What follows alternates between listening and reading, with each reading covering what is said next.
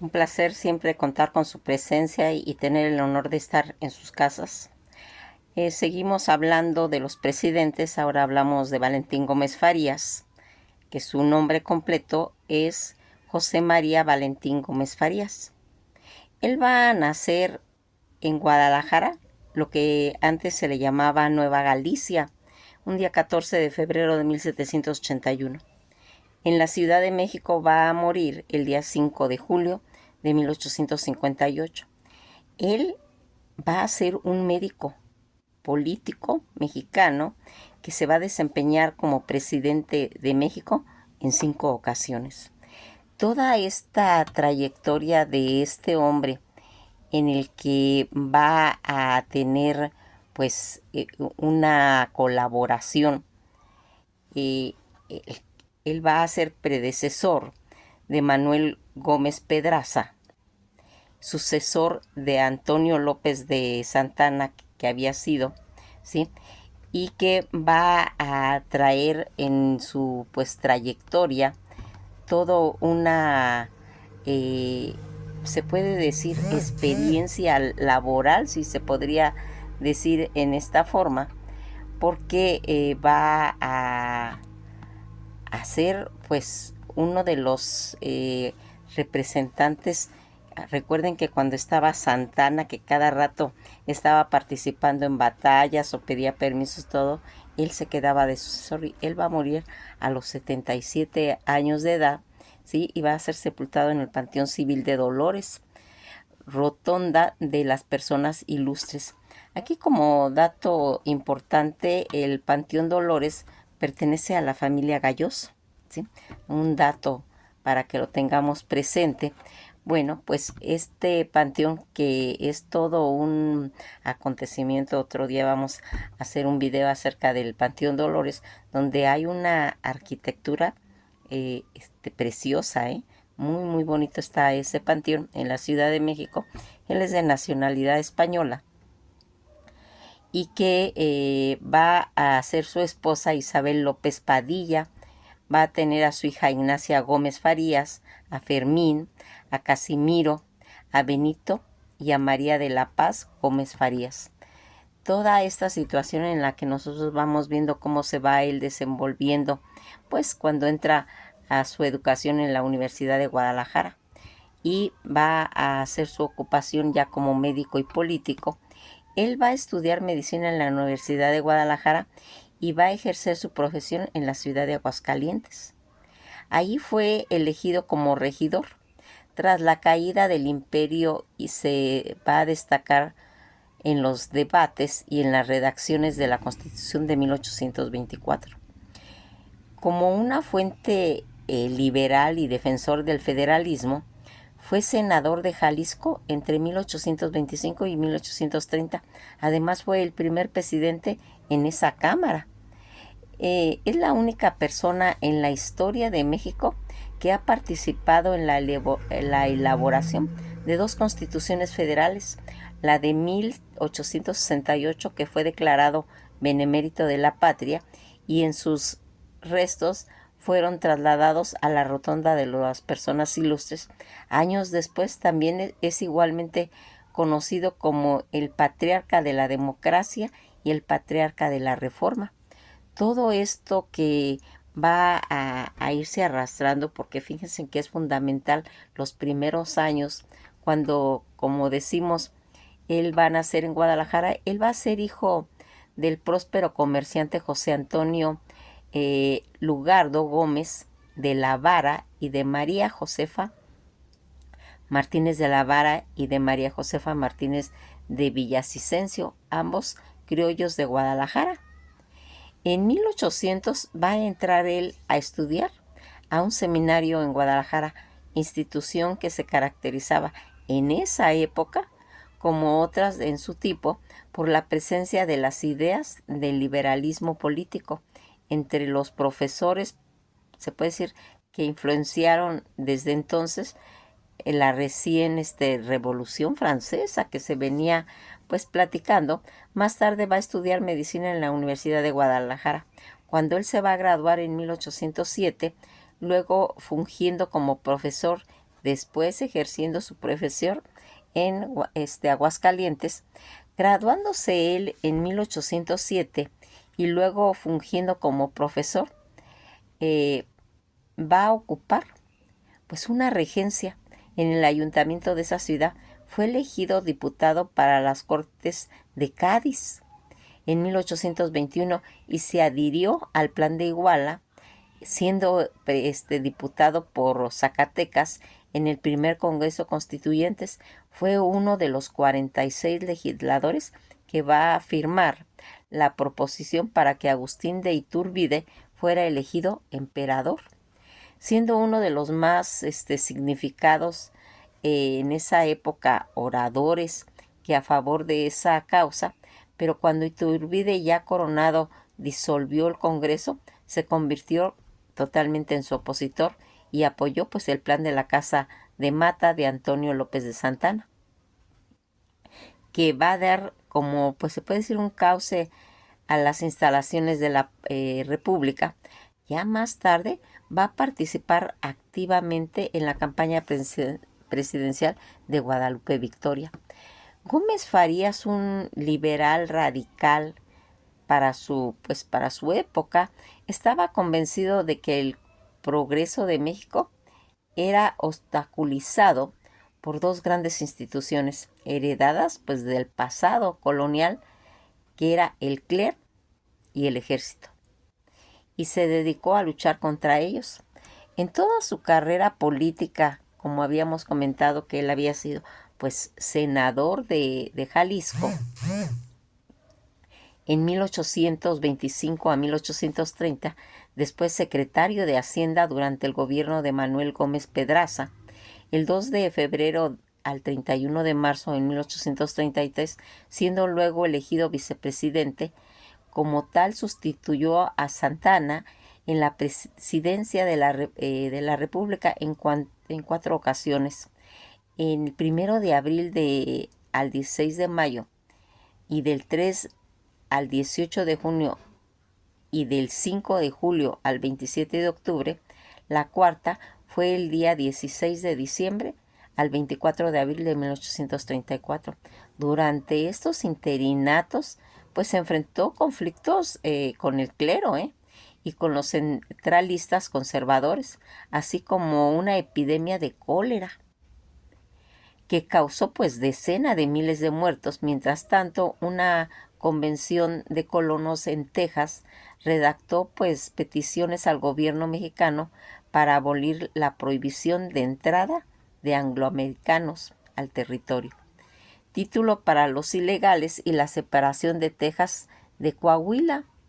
En enero de 1833, Stephen F. Agustín va a viajar a la Ciudad de México pues para realizar las solicitudes de los colonos tejanos, y al no ser atendido va a redactar una carta al gobierno de Coahuila y de Texas, y a Gómez Farías, quien furioso lo mandó a prender.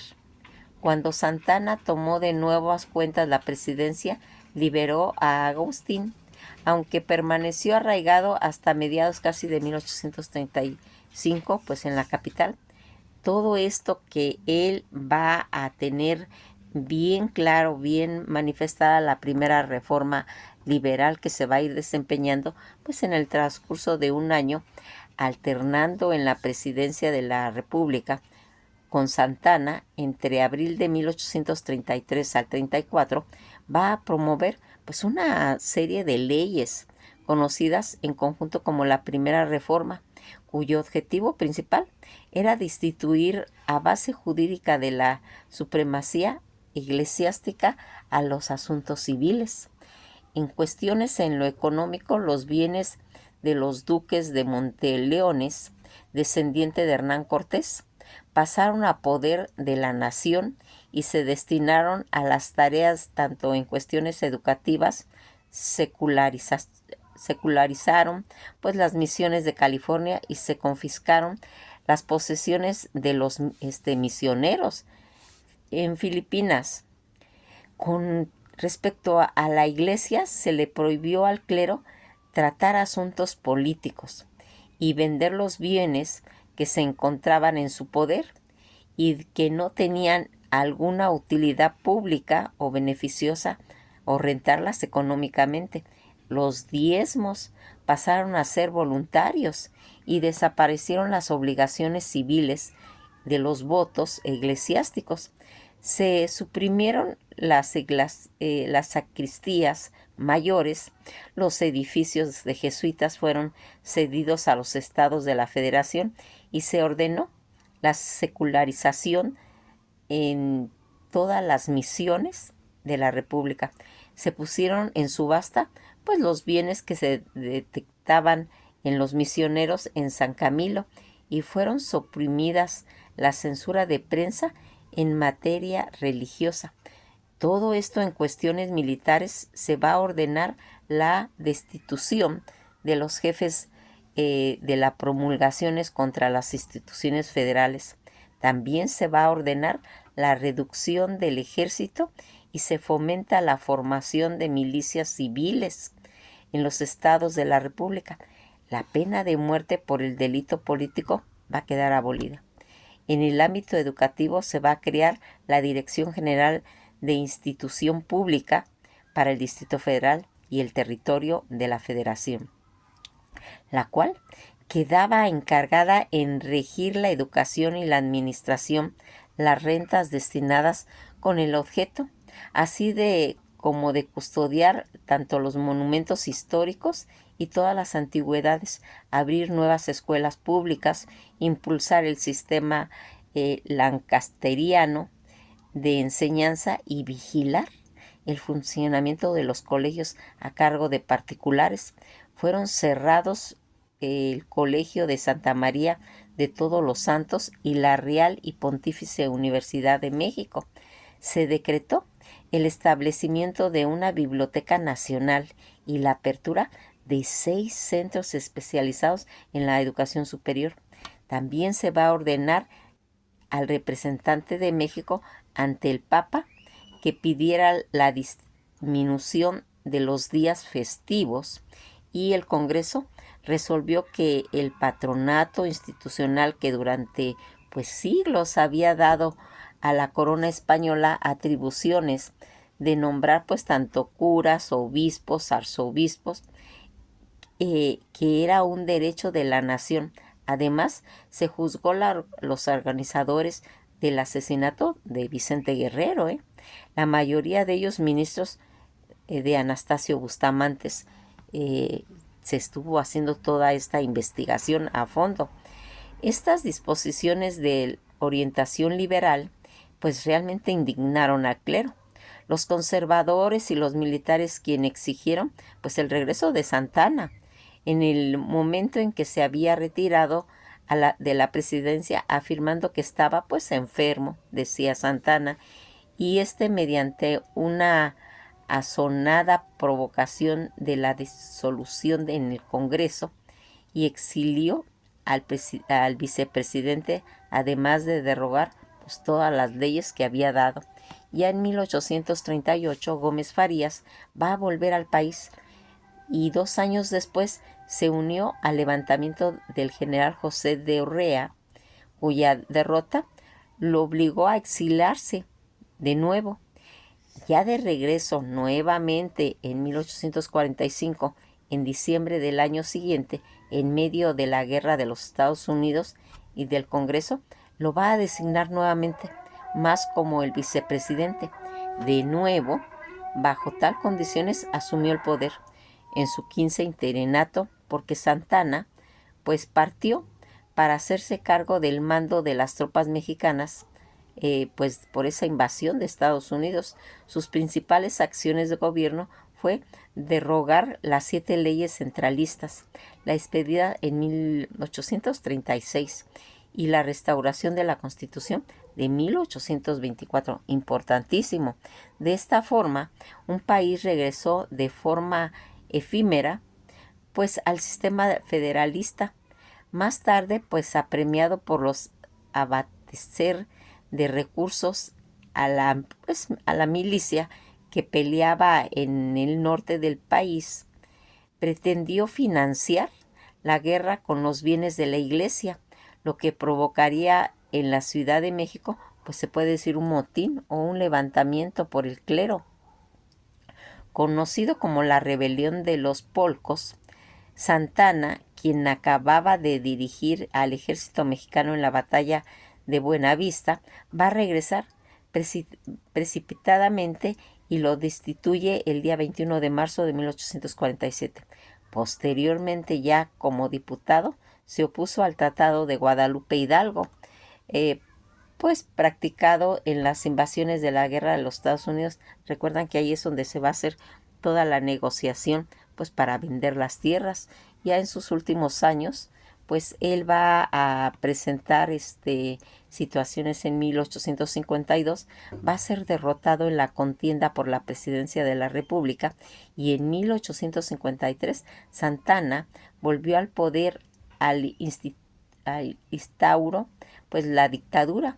En 1855 Gómez Farías va a ser designado presidente de la Junta de Representantes del Plan de Ayutla, mediante el cual pues se pudo derrocar al régimen de Santana. En 1856 pues va a ser elegido diputado por Jalisco y más tarde presidente del Congreso Nacional Constituyente. Este cargo legislativo va a trabajar por la elaboración pues de una nueva Carta Magna, la cual fue representada el 5 de febrero de 1857. Ese día vio pues con gran satisfacción que su trabajo, sus exilios y la fatiga que había sido no había sido en vano, ¿sí? Y así como el líder del Congreso promulgó la Constitución Federal de los Estados Unidos Mexicanos en 1857, perdón. Presidió el acto jurando fidelidad al documento y fue el primero en firmar. Acto seguido, 100 diputados pues presentaron juramento y depositaron el volumen en manos del presidente Ignacio Comonfort. Gómez Farías pues va a morir, como les había comentado, el día 5 de julio de 1858. Al fallecer, la iglesia le negó la sepultura y su cuerpo tuvo que ser enterrado en la huerta de su casa, de su hija, en Mixcoac. La pugna entre conservadores y liberales continuaron por la presentación del plan de Tacubaya.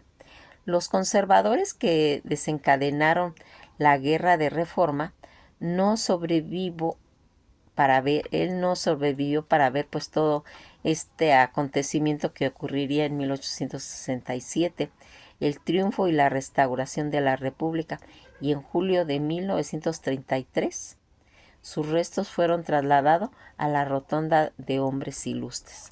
¿Qué les parece toda esta trayectoria de estos personajes tan notables que van a ir haciendo pues las reflexiones, ¿sí?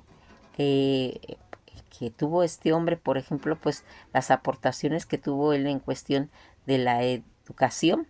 De acuerdo con Farías, la educación pública era totalmente esencial para el progreso de un país y por ello la reforma que se propuso en el aspecto pues tuvo un eje pues muy amplio, la oferta educativa mediante pues un método en el cual los alumnos que avanzaban en las clases eran profesores de los más pequeños. Eso era una medida totalmente innovadora para su tiempo y que va a hacer todas esas leyes que promulgó Valentín Gómez Farías a finales de 1833 en el Congreso, que aprobó Gómez Farías, que promulgó las siguientes leyes. Una era la declaración ilegal, la compulsión estatal para obligar a los ciudadanos a pagar el diezmo. Otra de las premias de coacción civil para obligatorias con un voto monástico, y una de las disposiciones en el que el presidente no estaba de acuerdo, por lo cual pues la iglesia, como vimos cuando murió, pues no le permitió estar en lugar santo. Todas estas situaciones que pasó Valentín Gómez Farías y que fue, como les comento, que va a morir en la Ciudad de México el día 5 de julio de 1858 y sus restos que fueron depositados en el año de 1933 en la Rotonda de los Hombres Ilustres, donde pues actualmente ahí están depositados.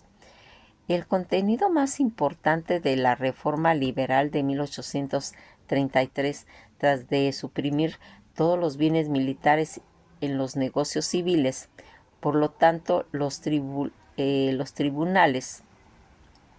de las dos corporaciones, tanto la Iglesia como el Ejército, se debían concretar a intervenir en sus asuntos y de su competencia, y en los que no, los asuntos se convertirían en asuntos civiles.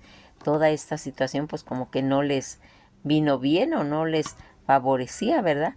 El papel que jugó José María Luis Mora y Valentín Gómez Farías dentro de las reformas del país entre 1833 y el 1835, que fue el consejero de la presidencia Valentín Gómez Farías, que va a luchar por la separación entre la educación y el clero y por acceso a la universidad, a la enseñanza.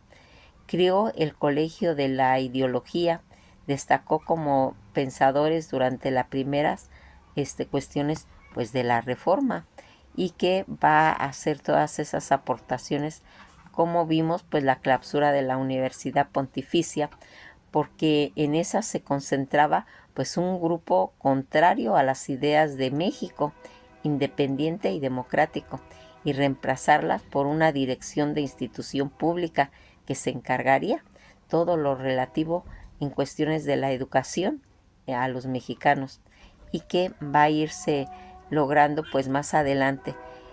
La situación en las que vamos a ir viendo cómo pues va a tener esa pues trascendencia en sus ideales. Aquí algo que es muy importante, si nos damos cuenta, ya más adelante, cuando ya vienen todas las leyes de reforma y todo eso, va a quedar instituido hasta la fecha en el artículo tercero que la educación es laica, ¿sí? Pero ya vimos desde dónde comienza, desde todas estas leyes que va a hacer Valentín Gómez Farías acerca de separar totalmente cuestiones religiosas y en cuestiones del ejército, para convertir en cuestiones civiles.